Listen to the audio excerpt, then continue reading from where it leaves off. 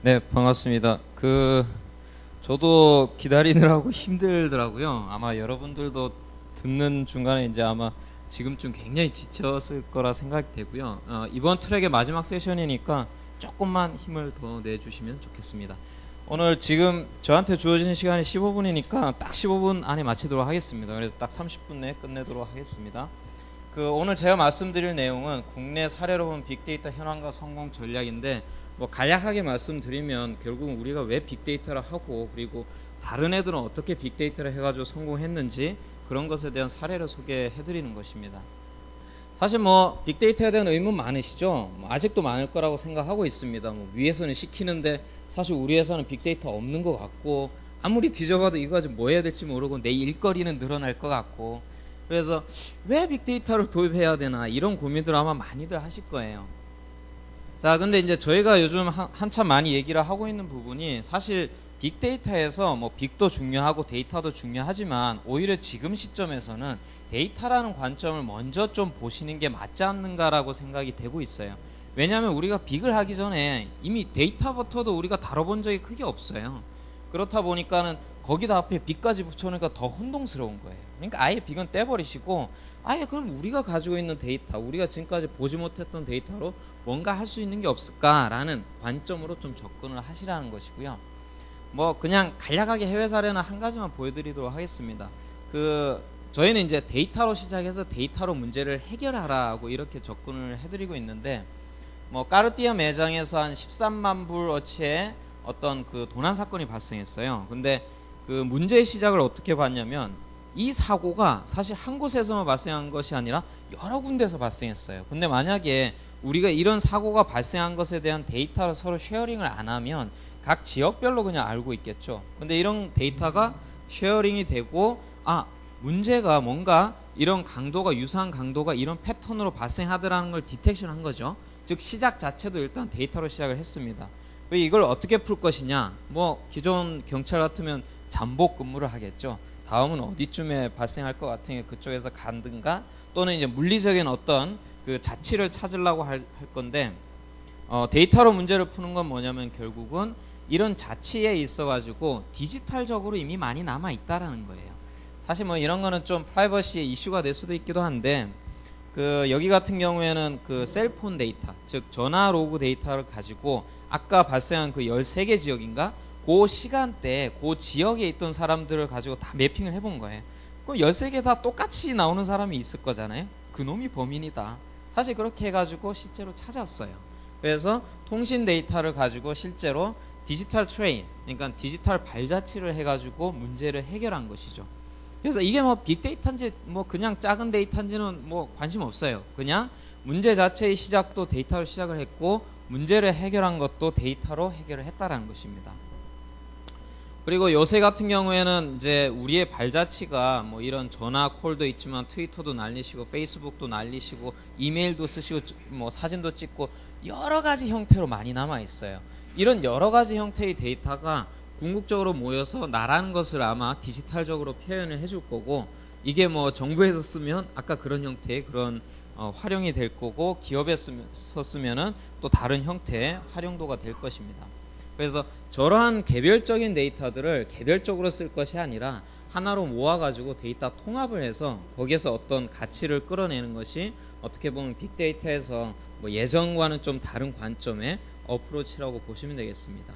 뭐 요까지 서론이었고요. 자, 그래서 저희가 실제로 국내에다가 적용을 하고 있는 사례들을 소개를 해드리면서, 저희는 이제 심플합니다. 뭐 그쪽에서 빅데이터를 있든 없든 그건 돈케어예요. 그냥 저희가 만약에 그쪽에 접근을 해가지고 데이터 가지고 그쪽에 문제를 해결해 줄 수 있으면 저희는 같이 일을 합니다. 그래서 같이 들어가고 같이 문제 해결하는 걸 도와드립니다. 그래서 이런 다양한 영역에서 버티컬하게 다양한 영역에 저희가 접근을 했고요. 실제로 문제를 푼 것을 좀 소개를 해드리도록 하겠습니다. 자료에는 사실 고객 쪽 부분이 안 들어가 있어요. 그건 좀 양해를 부탁드리도록 하겠습니다. 일단은 이제 엔터프라이즈 넥스트 제너레이션 BI라고, 맞습니다. 앞에서 설명하신 것처럼 BI는 BI대로 그대로 지금 발전했어요. 그대로 발전했는데 데이터 사이즈가 늘어났어요. 데이터 사이즈가 늘어나고 원래 우리가 DW라든가 DB에다 담아가지고 처리를 하자고 하니 너무 비용적으로 부담이 된다라거나 또는 성능이 안 나오는 것이죠. 그래서 그런 것들을 새로운 어프로치로 해보자라고 해서 요즘 뭐 오픈소스 어프로치를 많이 쓰시잖아요. 그런 오픈소스 어프로치로 했고, 그런 오픈소스 어프로치를 한 가지 예가 KT 쪽에서 방금 말씀드린 그런 콜 로그를 저장을 하고 걔들을 가지고 분석을 하는, 즉 BI 분석을 하는, 여기서 이제 올랩 분석을 하거든요. 그래서 그런 올랩 분석을 하는 것을 기존의 데이터 웨어하우스나 DB 대신에 이런 오픈 소스 쪽에 어프로치로 해서 썼습니다. 근데 여기에서 주요한 점은 저희가 그렇다고 뭐 DB를 다 드러내고 그런 건 아니에요. 사실 이런 오픈 소스, 뭐 하두비라든가 이런 애들이 잘하는 부분도 있지만 사실 이제 올랩이 붙는다라든가 또는 정형 리포트를 뽑아야 된다 또는 인터랙티브하게 뭔가를 빨리 일을 해야 돼, 이런 작업은 하두비 잘 안 맞아요.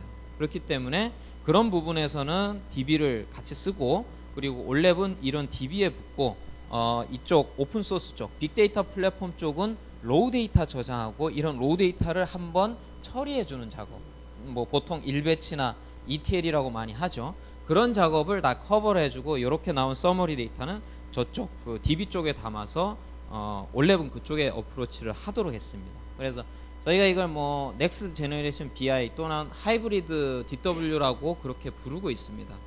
사실 요새 그런 그 빅데이터 어프로치가 많이 나왔기 때문에 꼭 어떤 플랫폼 가지고 이걸 다 해결해야 된다 이런 식으로 생각하시거나 주장하시는 분들이 많은데, 뭐 저희도 관점은 그렇습니다. 레거시에서도 잘하는 부분이 있고 새로 나오는 어프로치도 잘하는 부분이 있기 때문에 두 개를 현명하게 잘 조화롭게 쓰는 게 현명한 어프로치라고 생각을 하고 있고 지금껏 그렇게 제안을 해드리고 있습니다. 이건 카드사 사례인데 뭐 BC카드 쪽입니다. BC카드 쪽이고, 이거는 그 굉장히 문제 해결에 딱 포커스를 해서 간 거예요. 어떻게 해서 갔냐면은 저희가 이제 처음에 들어가서 같이 워크숍을 했습니다. 그쪽 팀 한 20명 정도 하고 저희하고 한 달 정도 워크숍을 해가지고 그쪽에 안고 있는 현안 문제를 한 30가지인가를 도출을 했어요. 그 30가지 중에서 지금까지 데이터 분석으로 어려웠던 부분 또는 데이터가 모자라서 또는 뭐 풀 데이터를 다 해야 되니까 전수 데이터를 다 봐야 돼서 어려웠던 문제 3가지를 찝었어요. 그 3가지 중에 하나가 승인 거절률입니다. 여러분들 카드 승인했을 때 거절나는 경우 있잖아요. 튕겨나가는 경우. 이게 정상적으로 튕겨나가는 경우도 있지만 승인 한도가 넘어가지고 비정상적인 것도 있어요. 뭐 새로운 카드로 발급받았는데 예전 카드로 썼는데 튕겨나가더라. 또는 뭐 중간에 전산장애가 나서 튕겨나가더라. 사실 이런 것들은 극복할 수 있는 문제예요. 저희가 이렇게 분석을 디테일하게 해봤더니만은 한 30% 정도가 극복할 수 있는 문제더라. 그래서 이런 거를 비즈니스 사이드에다가 이렇게 고쳐라 저렇게 고쳐라 해서 현업부서하고 다 얘기를 해가지고 조정을 했어요. 그래서 효과가 대략 한 달에 뭐 한 120억 정도 매출이 증가하는 효과를 얻을 수가 있었습니다. 이거는 정말로 문제를 핀포인팅 한 거예요. 사실 저희는 빅데이터를 가장 잘 적용하는 건 이런 거라고 보고 있습니다. 여러분들이 안고 계신 문제를 기존에 데이터 분석을 안 하셨으면 아예 데이터를 먼저 한번 접근하시는 거를 그 문제 해결하는데 검토를 해보시고, 또 데이터 분석을 하셨으면 예전에 우리가 이런저런 어려움 때문에 분석이 어려웠던 그런 거를 빅데이터 어프로치로 한번 해보시면은 훨씬 가능성들이 생긴다는 것입니다. 방금 말씀드린 게 이제 BI 쪽 얘기를 말씀드린 거고요. 정부 쪽 요새 정부 3.0 하면서 데이터 개방도 많이 하고 빅데이터 쪽 관심이 많습니다. 그러면 이거 가지고 무엇을 해야 될 것이냐? 이쪽도 저희가 이제 그 정말 문제 해결 어프로치로 많이 갔는데, 그 서울의 심야버스 요새 이제 한참 인기를 끌고 있죠. 작년에 이제 9개 노선으로 확대 운영이 되고 있는데, 이 심야버스의 노선을 정할 때 보통은 그 버스 정책과에서 알아서 그리겠죠. 왜냐면 한 20년 30년 근무하신 분들이 전문가 빠삭하잖아요. 이렇게 가면 돼. 근데 이제 이거를 어떻게 했냐면은 일단 먼저 전문가분이 그리십니다. 그 다음에 KT가 그 몇 달치의 심야에 12시부터 5시까지의 전화 로그를 분석을 해가지고 유동인구에 대한 어떤 밀집도를 분석했어요. 그리고 이 사람의 최종 주소가 나오기 때문에 경로가 나옵니다. 이런 거를 쫙 분석해가지고 어느 지역에 사람이 많고 그 사람이 어디로 이동할 거다 라는 것까지 뽑아내가지고 경로를 대충 이렇게 하시면 됩니다 라고 하고 그쪽에다 드렸어요. 대충 경로 다 비슷해요. 그 노선과에서 그린 거랑 비슷한데 몇몇 부분이 다릅니다. 그래서 그런 부분을 꺾은 거죠.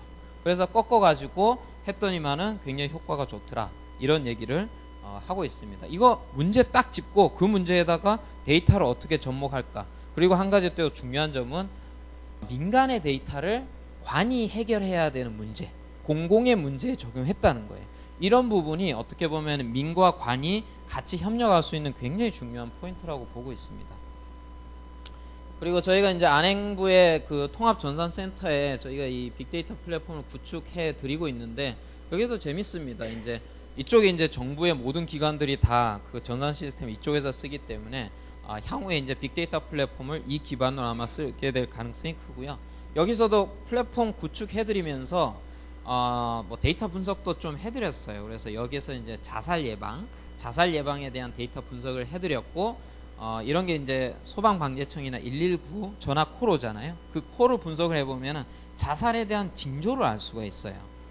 지금 나 자살할래요 이런 게 아니라 뭐 그 지금 딸아이가 시험을 보고 왔는데 이 시험을 너무 못 봐가지고 죽고 싶다 이러면서 가출을 했더라 이런 것들 있잖아요. 그런 데서 전조를 찾아가지고 뭔가 할 수 있는 건이 있더라. 그래서 쭉 해서 분석을 해가지고 자살에 대한 그런 패턴 내지는 그런 거를 미리 디텍션 할 수 있는 가능성들을 보여드렸습니다. 그런 것들이 어떻게 보면 문제를 먼저 디파인하고 어프로치를 하는 방식이라고 보시면 되겠고요. 제조 쪽도 사실 많습니다. 제조 쪽이 제가 생각하기로는 진정한 빅데이터의 보고예요. 왜냐면은 그 공장에 있는 모든 기기마다 센서들이 엄청나게 달려 있습니다. 그 센서에서 나오는 데이터들이 엄청나기 때문에 그 데이터를 제대로 분석하기 시작하면은 정말 빅데이터 시대로 가야 됩니다. 저희가 그래서 뭐 S 제조사의 품질 데이터 상세 조회 시스템이라는 걸 구축해 드렸는데 이거는 고급 분석은 아니에요. 고급 분석은 아니고 조회 용도예요. 조회 용도인데 기존에 이런 시스템들이 보통 그 DB 기반으로 데이터를 담습니다. DB 기반으로 데이터를 담는데 그 품질 데이터라고 하는 데이터의 포맷이 되게 복잡합니다. 왜냐하면 각 검사마다 굉장히 그 하이러키컬하게 데이터가 나오거든요. 얘를 DB에다 깔끔하게 팅이라는 것을 합니다. 이러면 이게 시간이 무지하게 걸려요. 그래서 이런 부분을 해결하는 것을 방금 말씀드린 그런 빅데이터 플랫폼, 오픈소스의 빅데이터 플랫폼을 가지고 구축을 했고 실제로 그렇게 해봤더니만은 뭐 하루 걸리던 게 뭐 한 1분 내로 대부분 다 떨어집니다. 이런 형태로 해결을 하게 됐고 그리고 이제 데이터가 늘어나더라도 더 이상 확장을 안 해도 되는 그런 구조로 만들어 드린 것이죠. 시큐리티 쪽도 굉장히 이슈가 많이 되고 있어요. 왜냐하면 요새 보안사고 많이 생기고 있고 보안에 대한 책임을 경영진한테 물리는 방향으로 가고 있잖아요. 그러다 보니까 이제 보안이 굉장히 심각해졌는데 사실 지금 보안 시스템들이 회사 내마다 굉장히 많습니다. 뭐 파이어웰 있지, IDS, IPS 있지, DLP 있지, 또는 뭐 프린터 보안이 있지, 뭐 안에 백신 있지, 굉장히 많아요. 사실 근데 지금의 보안 공격은 굉장히 세밀하게 들어오기 때문에 뭐 하나만 봐가지고 될 일이 아니에요. 그래서 이런 보안 로그 데이터를 한 통에다 다 담고 여기에 있는 것을 굉장히 딥하게 그 애널리틱스를 하는 이런 데에 대한 니즈가 많아지고 있고요. 그런 것에 대한 것을 저희가 뭐 KT 쪽에다가 이렇게 같이 구현을 해드렸고 그런 거 기반으로 저희가 이제 외부 쪽에도 지금 어프로치를 해드리고 있습니다. 뭐 로그 모니터링이라든가 이런 거는 당연히 그 가장 많이 쓰일 수 있는 그런 영역이고요. 그래서 저희가 이제 빅데이터 도입할 때 이런 말씀을 드립니다. 뭐 저희 나름대로 다시라고 해서 이렇게 이름을 붙여봤는데 일단 데이터 먼저 뭐 큰 데이터 작은 데이터 필요 없고요. 여러분들이 데이터 기반으로 의사결정을 하고 문제를 해결한다는 것이 굉장히 문화적으로 다른 어프로치예요. 직관으로 안 하고.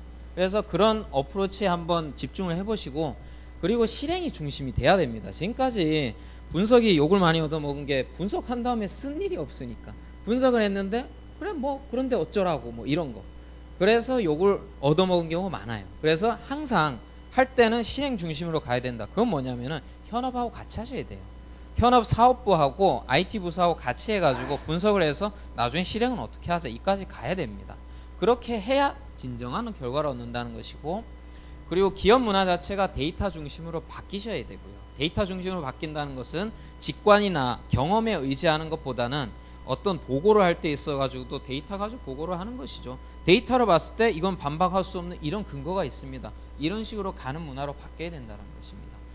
마지막으로 빅데이터라고 해서 빅데이터만 딱 가져갈 것이 아니라 여러분들이 이미 많이 가지고 계시는 레거시 시스템이나 레거시 데이터하고 유기적으로 결합하시는 그런 지혜가 필요하다는 것이죠. 그래서 다시를 빅데이터의 성공의 열쇠라고 보고 있고요.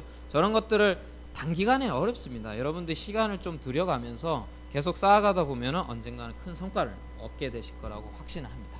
네, 이걸로 마치도록 하겠습니다.